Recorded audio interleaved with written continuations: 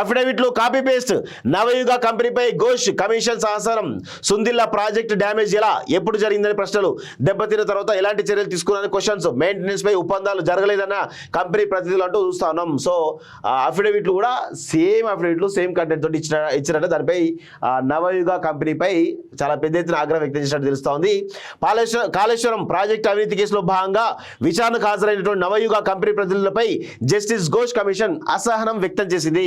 తమకు ఇచ్చినటువంటి అఫిడవిట్లను ప్రతినిధులు కాపీ పేస్ట్ చేయడాన్ని గుర్తించి ఆగ్రహం వ్యక్తం చేసింది. సుందిల్లా ప్రాజెక్ట్ డ్యామేజ్ ఇలా ఎప్పుడు జరిగిందని, దెబ్బతిన్న తర్వాత ఎలాంటి చర్యలు తీసుకున్నారని కంపెనీ ప్రతినిధులను కమిషన్ ప్రశ్నించింది. ఆపరేషన్ మెయింటెనెన్స్ పై ఎలాంటి ఒప్పందాలు జరగలేని ఈ సందర్భంగా నవయుగ ప్రతినిధులు కమిషన్ కు వివరించారు.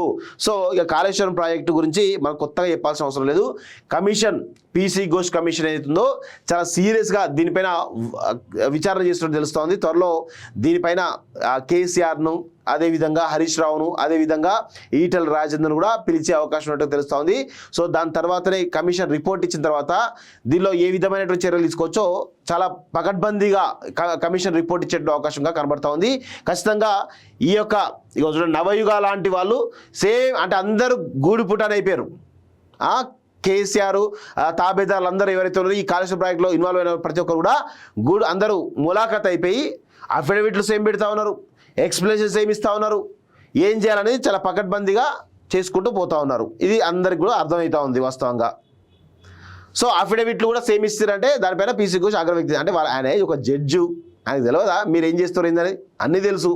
సో కేసీఆర్ ప్రధాన సూత్రం. కేసీఆర్ అసలు కమిషన్ విచారణకు వస్తే అన్ని విషయాలు కూడా బయటపడతాయి.